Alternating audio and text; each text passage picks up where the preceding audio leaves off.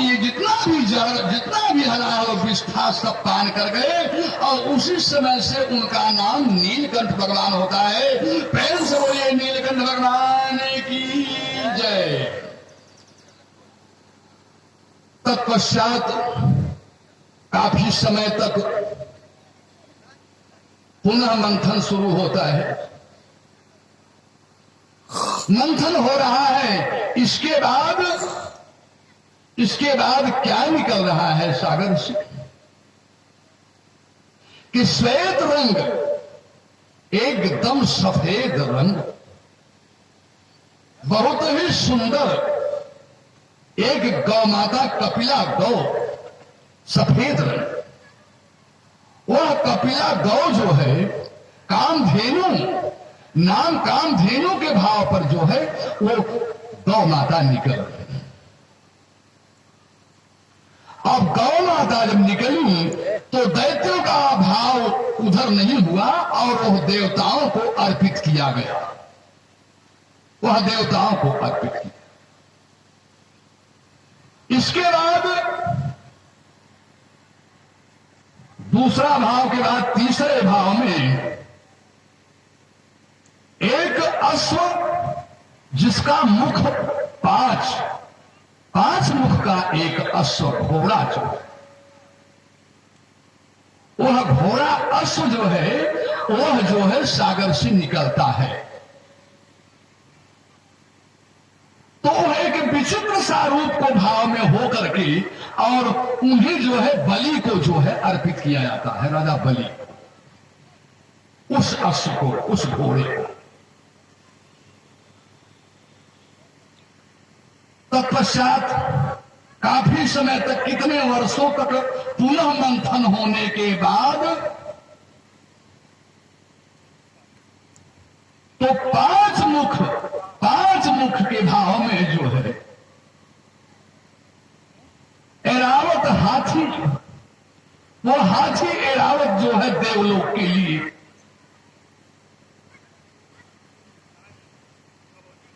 इसके पश्चात पारिजात वृक्ष, काफी समय मंथन होने के पश्चात पारिजात वृक्ष, जिस वृक्ष का ऐसा भाव वेदों शास्त्रों से मिला है कि पारिजात वृक्ष के नीचे बैठ करके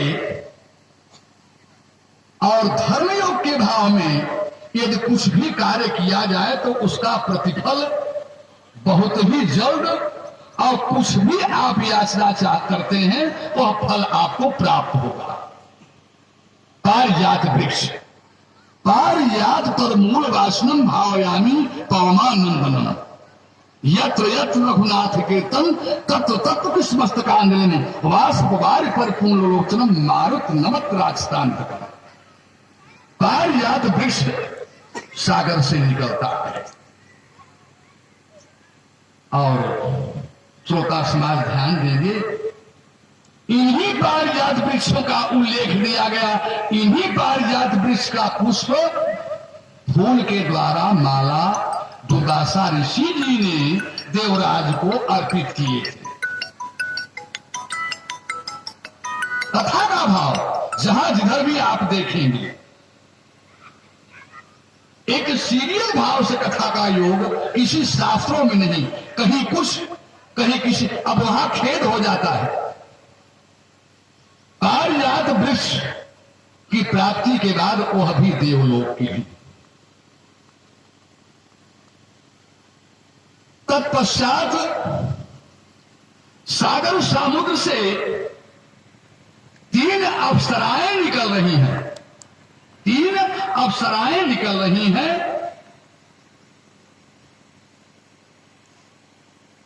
और रंभा मेनका उर्वशी, ऐसा भाव मिला। ये अप्सराएं जो है सागर से निकली हुई, जो देवलोक के लिए, देवराज की दरबार के लिए वहां से प्रस्थान करते हैं। काफी समय, कितने वर्षों तक समुद्र मंथन होने के बाद वारुणी वारुणी का निकास होता है और नारद जी के द्वारा विभाजित हर जगह हो रहा है। नारद जी के द्वारा उन्हें कहीं भी स्थान का भाव नहीं मिला और इसके पश्चात लक्ष्मी जी का आगमन हो रहा है। सागर मंथन से लक्ष्मी जी का भाव, लक्ष्मी जी प्रकट हो रही हैं और लक्ष्मी जी को विष्णु भगवान के पास विदा किया जाता है। अभी विदा नहीं हुआ है, अभी विदा नहीं हुआ, अभी विष्णु भगवान अकेले ही विराजमान है। तत्पश्चात काफी समय चलने के बाद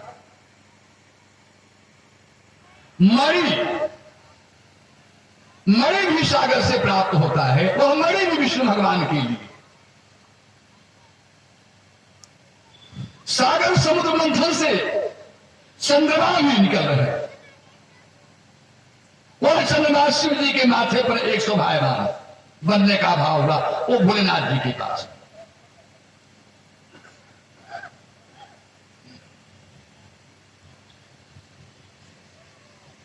अब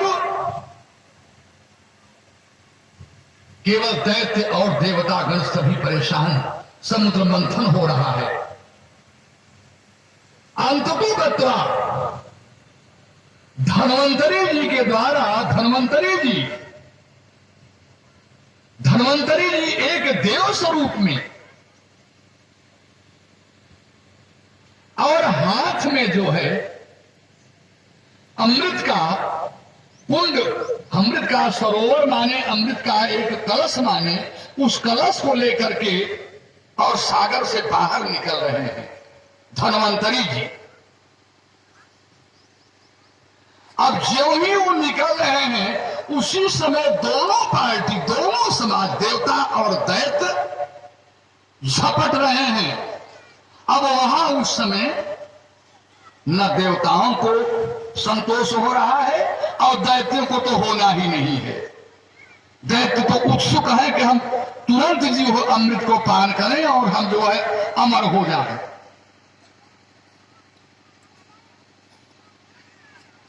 इस प्रकार से अब धन्वंतरी जी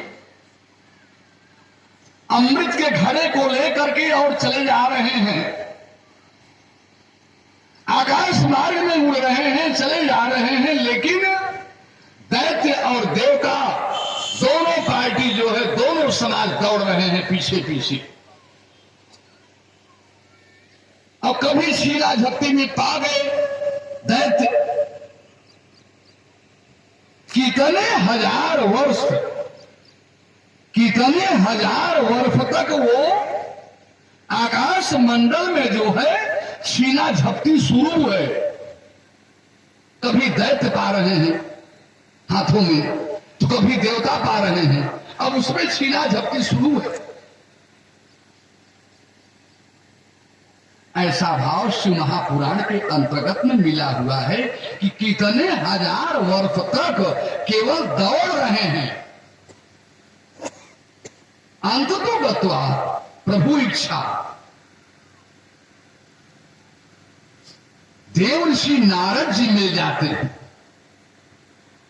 और जब देव ऋषि नारद जी मिल जाते हैं, क्योंकि आप सब श्रोता समाज, भक्त समाज इन बात पे विचार करके भाव देखेंगे कि जब भी कोई विडंबना, चाहे देवगण में हो चाहे दैत्यगण में, जब भी कोई विडंबना आती रही तो वहां समझिएगा देव ऋषि नारद जी वहां पहुंच जाते थे और उसका निदान भी कर देते थे। उसका निदान हो जाता था, चाहे वह हित हो अहित हो, जैसे भी हो, तो उसका निदान कहीं न कहीं से हो जाता था। देवर्षि नारद जी पहुंचे और देवर्षि नारद जी को देख करके ये लोग थोड़ा रुक जाते हैं। ये कहते हैं देवर्ष जी की ऐसी बात है कि आप लोग इतने वर्षों तक आप लोग घोर तपस्या के रूप में समझ लीजिए, इतना कष्ट उठा करके, इतनी आपत्ति को उठा करके आप लोगों ने समुद्र मंथन किया और अमृत मिला। अब अमृत में आप लोग विराट झगड़ा कर रहे हैं आपस में। भोलेनाथ जी ने समझा चुके हैं कि आप लोग भाई भाई हैं, तो इसमें लेस मात्र क्लेश चिंता करने की क्या जरूरत है।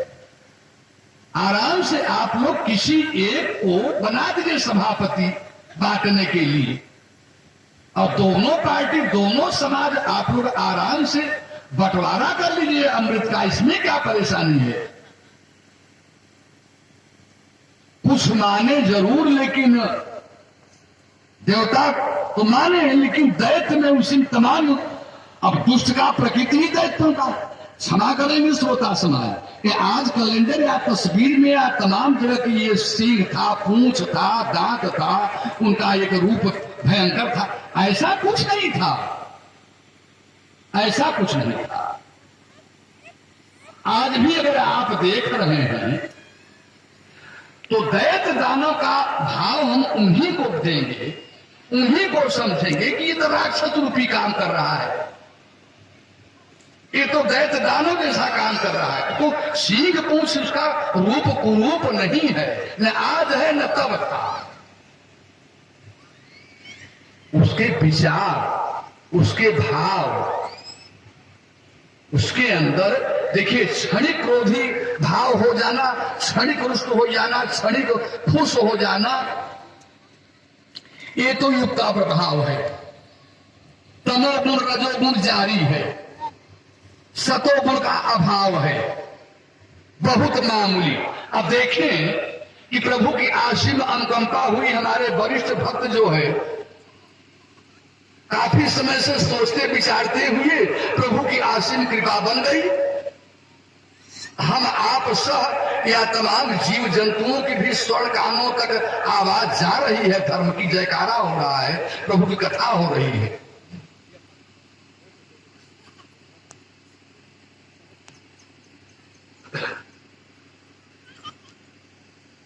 तो देवर्षि नारद जी तो समझा रहे हैं, लेकिन दैत्य मानने को तैयार नहीं है ढंग से।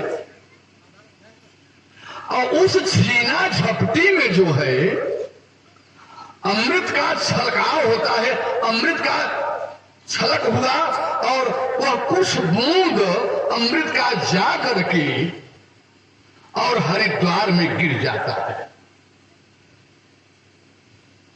जब हरिद्वार में वह अमृत छलका गिरा प्रथम भाव में, तो वहां की धरती, वहां का स्थल, वह क्षेत्र जो है, संपूर्ण क्षेत्र जो है एकदम सुंदर, शोभायमान और पवित्र हो जाता है।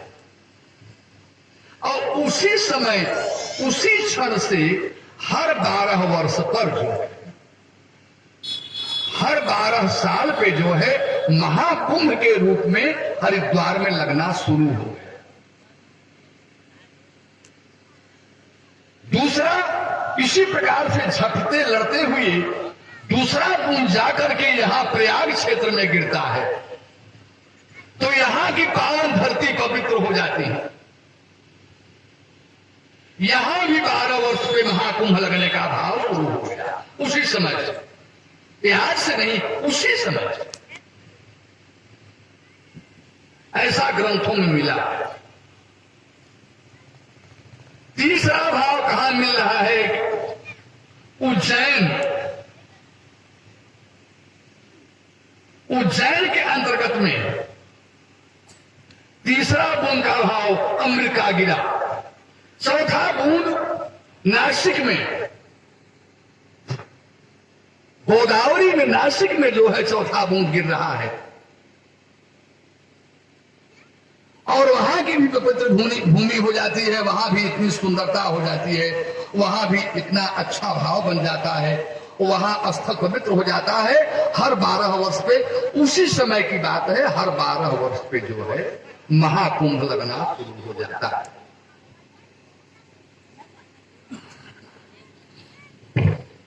तत्पश्चात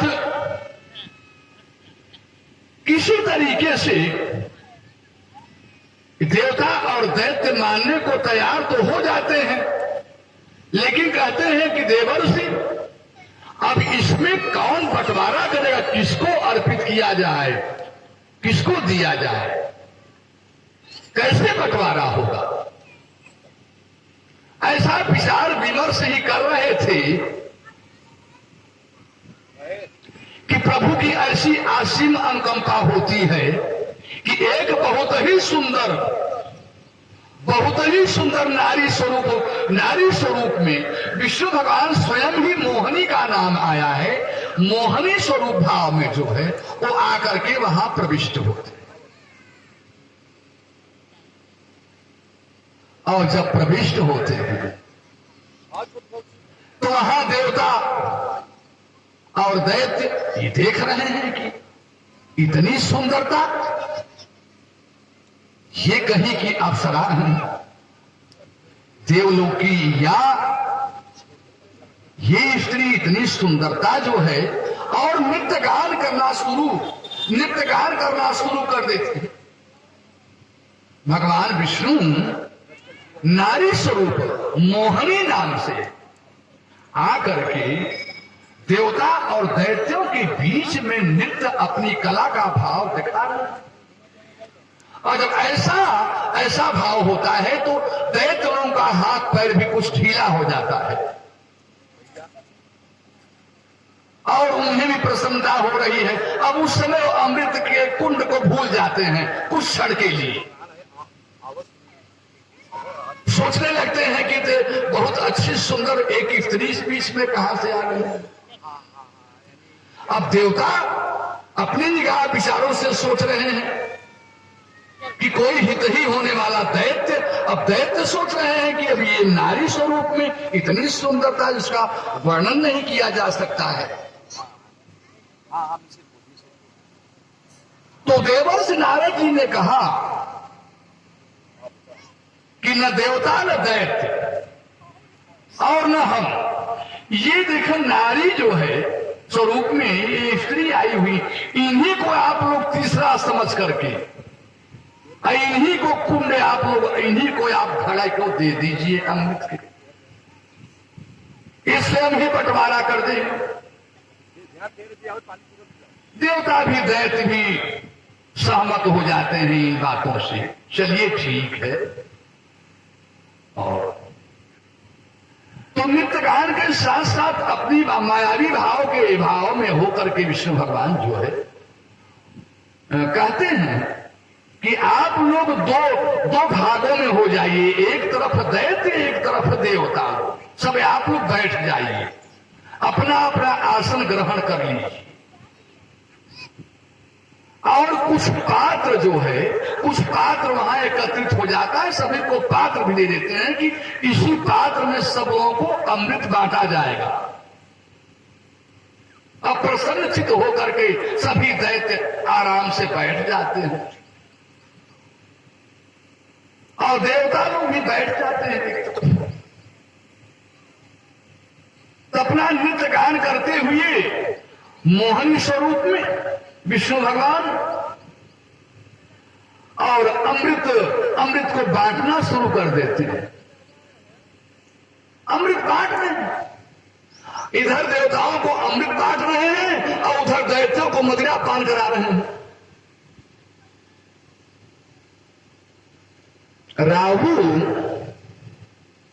अपने मन में विचार करने लगा, क्षमा करेंगे हमारे श्रोता समाज, आज भी कहते हैं लोग कि भैया ये अमृत है, सफेद कलर, रंग सफेद दूध जैसा, अमृत का प्रारूप ऐसा कुछ मिला है शास्त्र में, दूध जैसा। तो आज भी लोग कहते हैं भैया कि भैया इनको दूध पिला दीजिए, भैया दूध, अरे भैया अमृत है भैया दूध। आज का अगर देखेंगे इस कलकाल के अंतर्गत में तो कि दूध जो है अमृत है। यद्यपि दूध देखा जाए तो दूध से हमारा यह शरीर या तमाम बड़े बड़े बलवान आज के 25-50 साल 100 साल पहले भी दूध के द्वारा ही 100 साल से ज्यादा लोग रहते रहे और उनका नेत्र जो है, आंख जो है, एकदम दुरुस्त, हाथ पैर दुरुस्त रहता है। और ऐसे भी आप देखें, लोग कहते हैं सुपारी उपारी खाने से दांत टूट जाता है। ऐसे तमाम लोग मिले जो कि तमाम दिन रात सुपारी और पान को इस्तेमाल कर रहे हैं, लेकिन उनका दांत कहीं से गड़बड़ नहीं हुआ। लोग कहते थे गुड़ खाने से दांत में कीड़े हो जाएंगे और दांत खराब। ऐसा कुछ नहीं। सच्चाई तो इस बात की है कि आज अपने भारत भूमि के अंतर्गत में ऐसी कोई शुद्ध वस्तु नहीं रह गई, खाद्य पदार्थ की कोई भी शुद्ध नहीं रह गई। जबकि गुड़ एक बहुत बड़ा औषधि है। गुड़ जो है औषधि है, और उस गुड़ से लार जो कि पाचन शक्ति बढ़ाने की शक्ति है गुड़ में, आज गुड़ भी शुद्ध नहीं मिल रहा है। धन के भाव में लोग गुड़ में तमाम आटा और तमाम ऐसी केमिकल वस्तुओं को मिला करके गुड़ तैयार कर रहे हैं। महंगाई का सीमा ही नहीं है। आज का जो दौर चल रहा है, तो जितनी वस्तुएं खाने की अच्छी थी उसको लोग ध्यान नहीं दे रहे हैं, और सब अल्प आयु वाले होते जा रहे हैं। 40-50 साल के अंदर, 20 ही साल के अंतर्गत में ऐसी ऐसी बीमारी हो जा रही है शरीर के अंदर, जो बीमारी को हमने 70 साल की उम्र, हमारी 72 साल, हमने नहीं देखा। ऐसी ऐसी बीमारियां आ रही हैं। और हमारे श्रोता समाज, भक्त समाज, माताएं और बहनें इस बात पे गहन विचार करेंगे कि यदि आप चाहें तो शरीर, इसका नाम ही मृतलोक है। जिसका जन्म होता है उसका मृत्यु निश्चित है। यद्यपि जब तक आप दुनिया में जीवित रहें तो दुरुस्त रहें, और आपके हाथ में है खान पान, आचार विचार।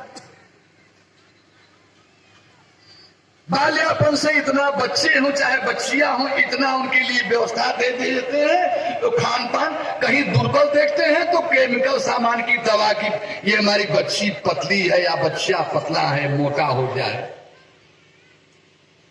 और जब मोटा आप हो गए तो बीमारियों का भंडार आप है, तो बीमारी आपके शरीर के अंदर ही, वह बीमारी जो है अपना प्रविष्ट रूप धारण करके शुरू हो धीरे धीरे।